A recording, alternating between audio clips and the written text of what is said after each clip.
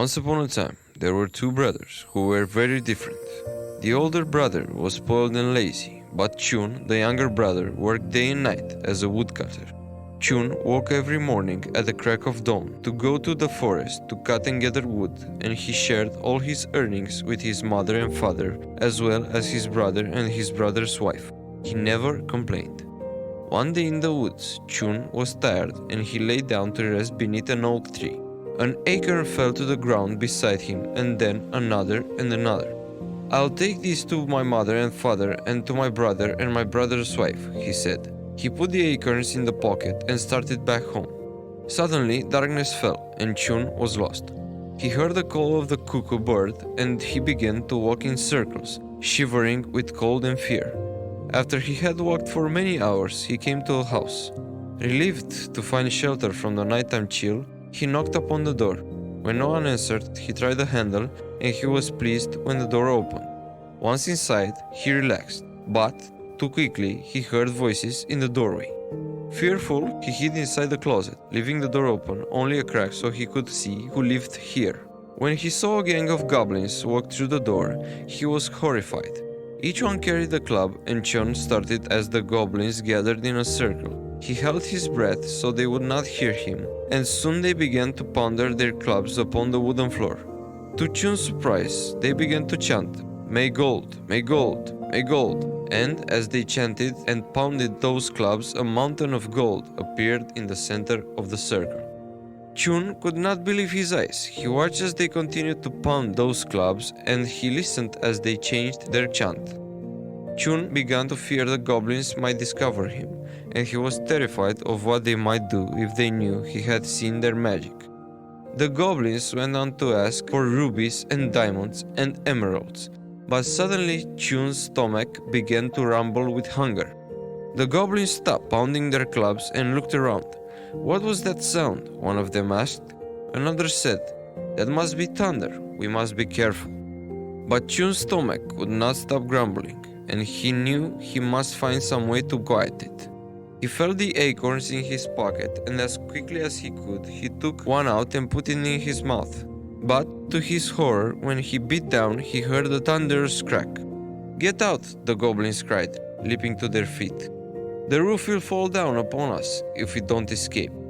Chun's heart was thumping with fear, but he did not move an inch as the goblins fled out the door and disappeared. All night long he stayed right where he was, fearful they would return and find him. But at dawn, he tiptoed out of the closet and looked at the treasure all around him. As quickly he filled his sack with as many riches as he could and raced to the door.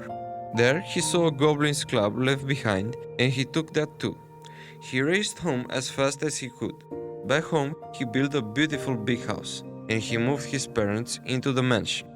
Whenever they needed money, he simply thumped his club upon the ground and chanted, "May gold, may gold, may gold."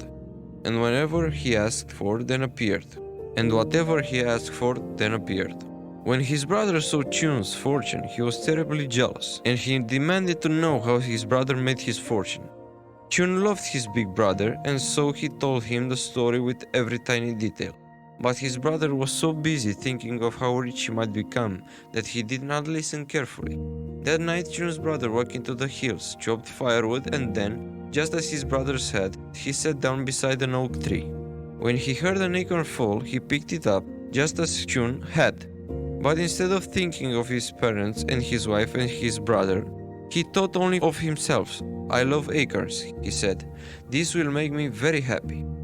When his pockets were full, he walked in search of the house Chun had described.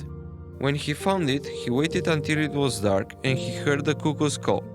Then he walked inside the house and hid in the closet. Just as Chun had explained, the goblins soon entered and began to pound their clubs and chant, "May gold, may gold."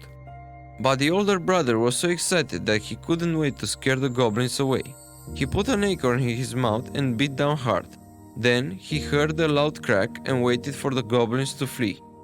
He peeked out the closet after a while, but the goblins were standing there, waiting for him. "You greedy fool," they cried, "you are a thief," and they began to beat him with their clubs. Before long, Chun's brother was flat, long and skinny, and stretched as thin as a pole. When the goblins were finished with him, they let him go, and he staggered back home with no treasure, no acorns, and no clubs. He didn't have as much as a stick of wood.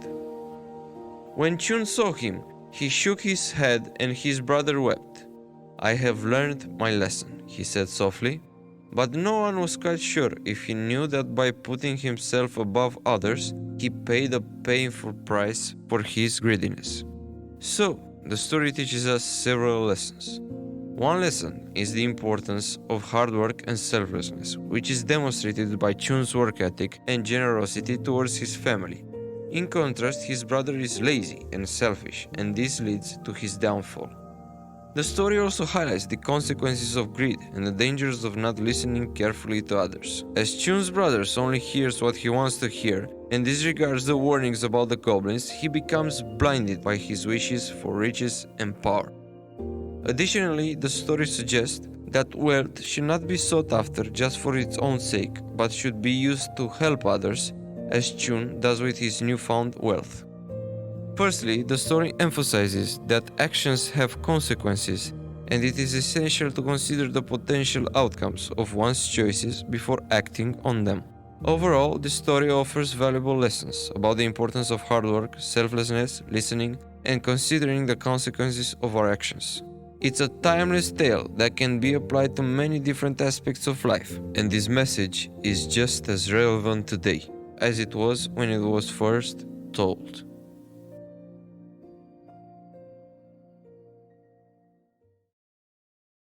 This is Inspired Data. Thank you for watching.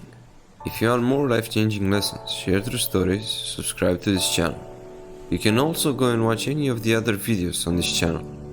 And don't forget, you have the power to change your life.